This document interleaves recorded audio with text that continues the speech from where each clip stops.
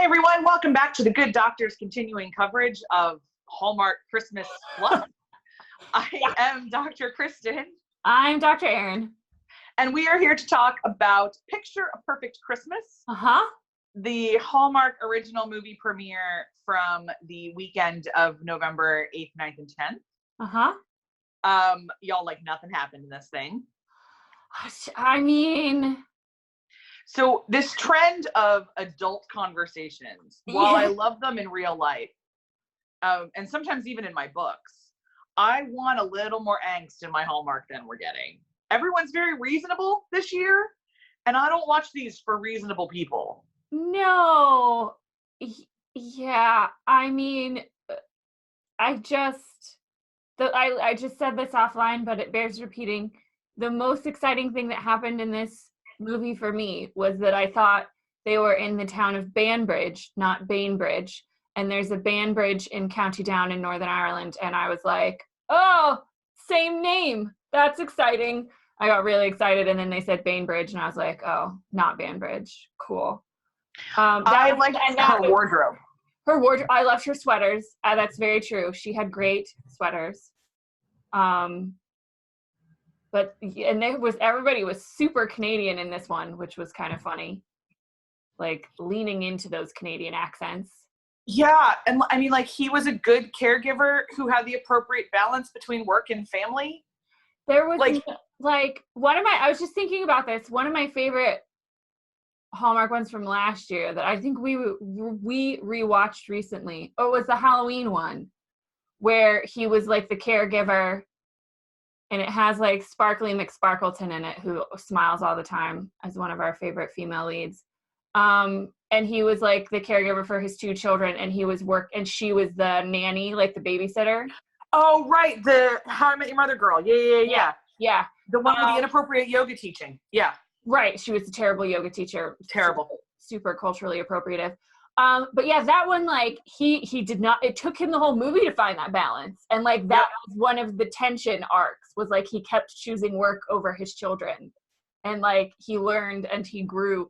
That's the thing, maybe. I don't think there's a whole lot of growth happening in these. Yeah, neither one of them, I mean, like, she had a story, but it was so abruptly resolved that it didn't feel like a story.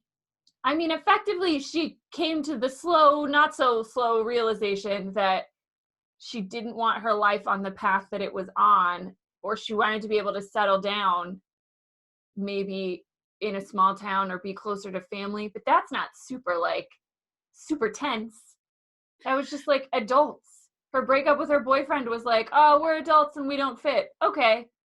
And like, it's 6 months, and at 6 months when you're adults, that's around the time you have that conversation. So like, yeah. I mean, I never thought I would criticize Hallmark for being too realistic, but I think that's where we are.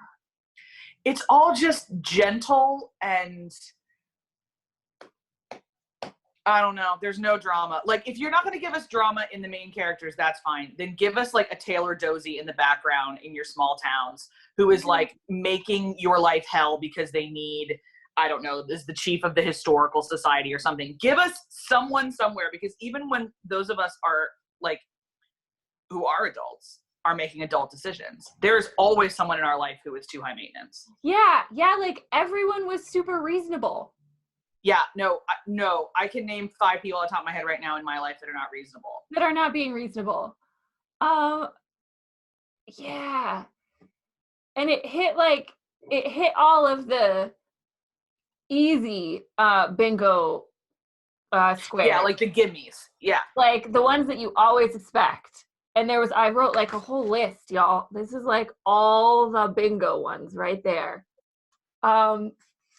And there were loads, but we still didn't get bingo because we were missing like the crucial tension driving. It's a second chance romance, or, they don't like each other at first, or there's a conniving coworker, or what, those kinds of wrenches in the plot. All of the wrenches here were like, oh, but we fixed it. Yeah. Quickly. Far too quickly. Very similar to last week's Marion Bright. Where like going down and then they're like, no, like I totally thought his ex-girlfriend was going to come back and that was going to be it. and like Sophie was going to see him out on the date and be like, oh, I'm going back to Seattle, like I care too much, and he's clearly involved with her, and like heartbreak ensues. No, the ex-girlfriend just wanted to have tea, to literally like spill the tea and be like, your breakup was really terrible, but I'm engaged.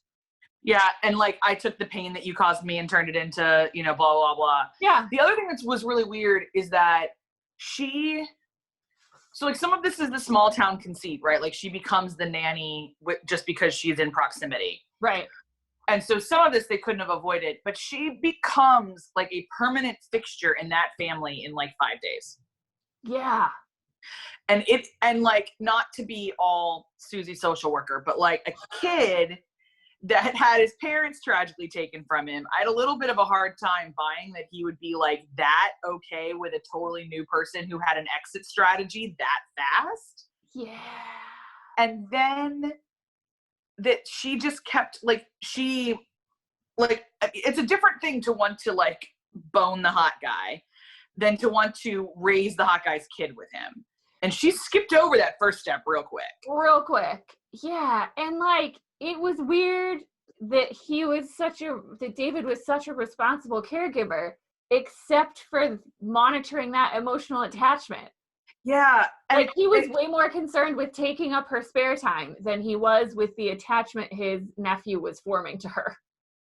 It was strange. And it was like, I sat there and I was just like, so don't pull out the DSM, Kristen, but like, this is a problem.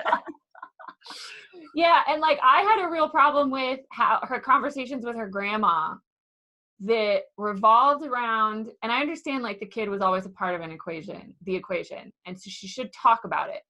But the way she talked about inserting herself as a caregiver for that child was too fast. Really quickly. And I was like, girl, you haven't kissed this man yet. You should not be talking about raising his nephew. And like, he's been doing okay without you. You're allowed to just be the girlfriend. Right. Like, yeah. He's doing just fine. Yeah. He was great. With that kid. That kid was adorable. He was in something, I know. Yeah, and he's a good child actor. Like he was very endearing. But like, I don't know, y'all. It was just another super bland. Like, yep. Even more bland than, like, you didn't think Hallmark could get blander. And yet here we are with, like, the most generic store brand vanilla ice cream. Yeah. With no toppings. And a plastic spoon. Everybody needs a little chocolate sauce, man. Like, you gotta have, even just the vanilla beans. Like, you gotta have a little bit of texture. We get triple vanilla from the Giant Eagle. 3 kinds of vanilla, 1 container. Like, no, this was just vanilla. Chemical vanilla, even. Yeah. People of color watch, still negligible. Oh, but his best friend was pretty rad. We could have had more of him. I liked the best friend. He was cool. That was a very, like, Colonel Rhodes from the Iron Man franchise vibe. Yeah. Like, yeah. Yeah. I love that he went straight into like embarrassing photo mode. Oh no, like that's when dudes' best friends are like, oh, I'm going to put you on blast here. It's one of my favorite things. Yeah. Yeah. He was cool. I could have used more of him. He could have had a romance in this. Like, I just didn't feel like there was enough to fill the 2 hours. The thing too was like, so if they had gotten rid of her boyfriend, who was useless. He was useless. He served no purpose. Because the true, like, he wasn't part of her tension, really. No. And so if it was all about small town versus city and like calling versus profession and like, that could have been really interesting. And instead they almost, because they packed it with so many tiny stories, they didn't tell a big story. 100%. I couldn't have said it better. Yeah. Yeah. So. Meh. But good news. Yeah. Who do we have coming next week to deliver us, potentially? Autumn Reeser, who is one of our favorites. And Jesse Metcalf.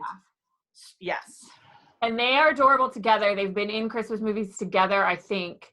Or they've been in Hallmark movies together. I don't remember what season. No, it was like a cowboy one. Oh my God, that cowboy one is life. Do you remember? I love I that could one. I could see her in the cowboy boots and him in the cowboy hat, and I don't remember. And she is like absolutely taking the piss out of him because he's like, oh yeah, because it's a summer one. because he's like, it's They were friends when they were kids, and he's like an actor or something now. Yeah, and he's married. He's a musician. He's the singer, and she's marrying an actress, and they like. But he comes home to like sell the family farm or whatever. Yes. Oh God, that thing is life. I cannot remember what it is called, but it's an autumn something. I've watched it twice. Easily, yeah. Because it came up again this summer when they were. It was last summer. It was like last summer autumn's movie premiere, and then obviously they replayed it this year, and I watched the whole thing from start to finish. It's so cute. So but like.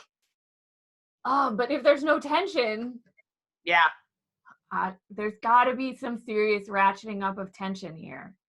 We need it wasn't great. We need some hard-earned tropes. We need somebody to actually not be a nice person. For like 2 seconds. Like, I was like, oh, maybe Brent's like her boyfriend. Maybe her boyfriend's like a real asshole, and that's the tension. No, I mean, he was kind of a dick, but their breakup was really like, yeah, you're right. Yeah, you're right. Okay. So we need some tension, y'all. I don't know what else. We also have a Chad Michael Murray movie next weekend that we're not covering, but just to let you guys know, if you're a Chad Michael Murray fan, that's also he's showing up. Yeah, that's also happening on Sunday. But yeah, so next week is Christmas Under the Stars. It premieres on Saturday as well, also on the Hallmark Channel. We will be moving towards Hallmark Movies and Mysteries and possibly Lifetime as we go forward. We know we're picking and some Netflix.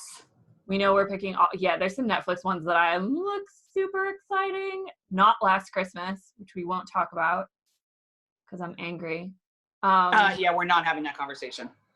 I don't want to talk about how disappointing that is. But apparently Vanessa Hudgens is like the Lacey Chabert or Candace Cameron Bure of Netflix Christmas rom-coms, and she's in another one that looks adorable.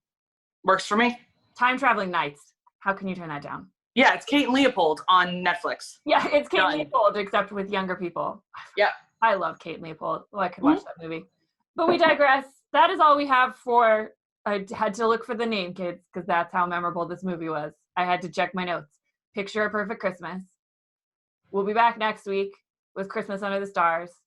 I'm Dr. Erin. I'm Dr. Kristen. We'll see you next week. Take care. Bye. Bye.